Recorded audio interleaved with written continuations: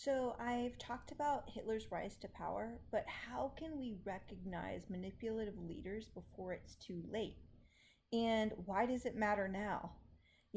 As history has shown, dangerous leaders don't just appear out of nowhere. They rise one step at a time, one follower at a time, and they use fear and division and manipulation to gain power while people are distracted and tired or afraid.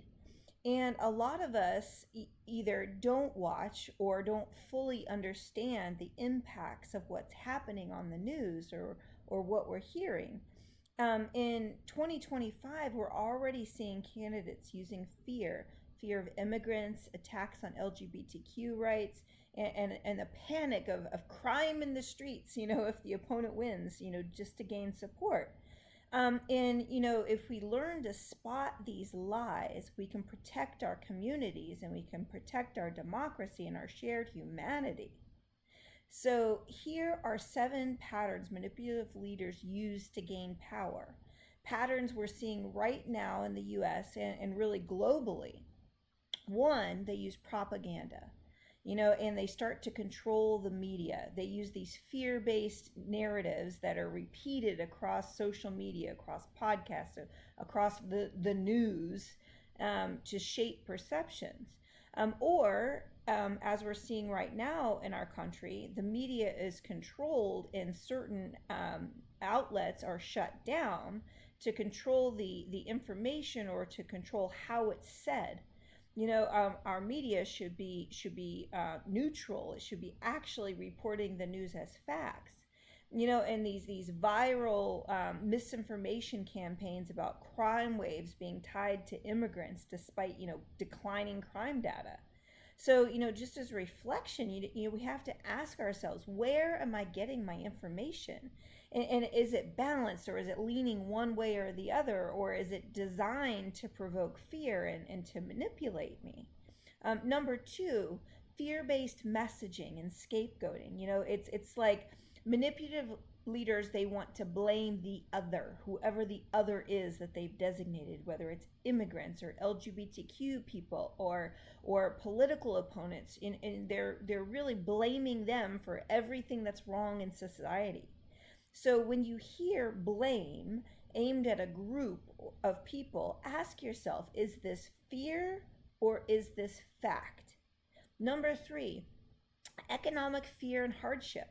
In times of inflation or job insecurity or disasters, people are really vulnerable to leaders who promise quick fixes.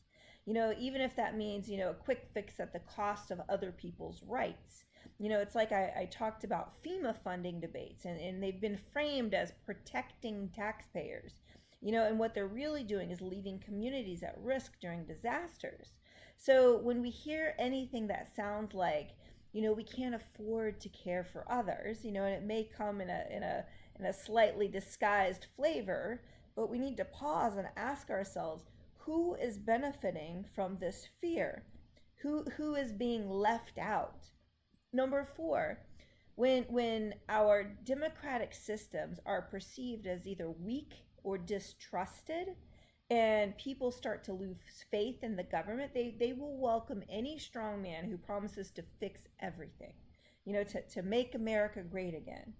So the reflection is, are we nurturing trust and participation in democracy, or are we tending to disengage out of frustration? Number five, we have charismatic leaders who use these emotionally driven speeches, and dangerous leaders often use emotional appeals to kind of demand loyalty and kind of bypass our critical thinking. That idea that only I can protect you, messages, we often hear them in rallies and debates.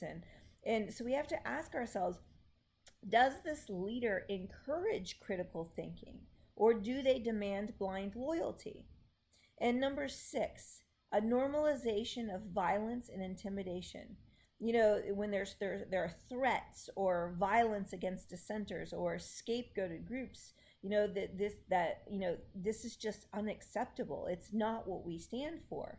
When we see things like harassment of election workers or journalists, and this is normalized as patriotism, or we see a call for violence, rioting on the Capitol, and that is normalized.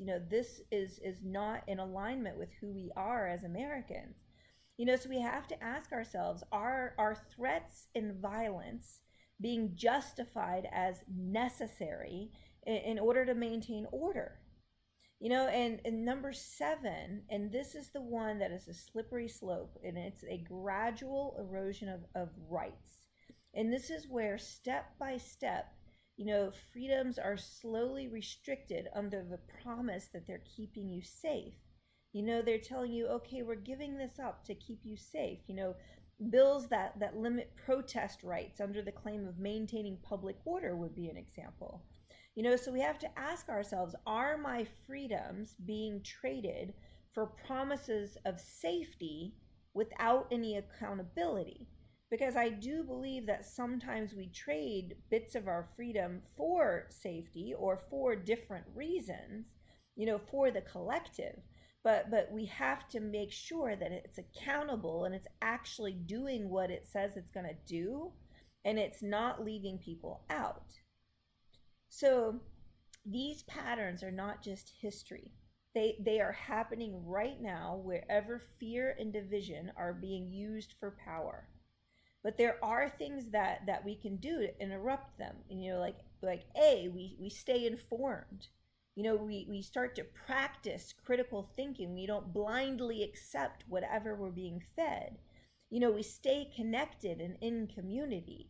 It's harder to perpetuate this fear-based politics, when we know our neighbors, when we know that's not who they are and what they stand for.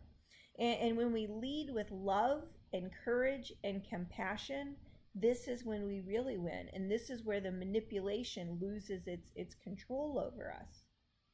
So a reflection for you. Where have you noticed fear being used to gain support for harmful policies? Have you seen blame placed on certain groups for society's problems? Are you tempted to give up certain rights for safety? What small action can you take to stay grounded in your values? So I would just ask that you drop your reflections in the comments below so that we can learn together and we can start to protect our communities, and we can start to be neighbors, in love.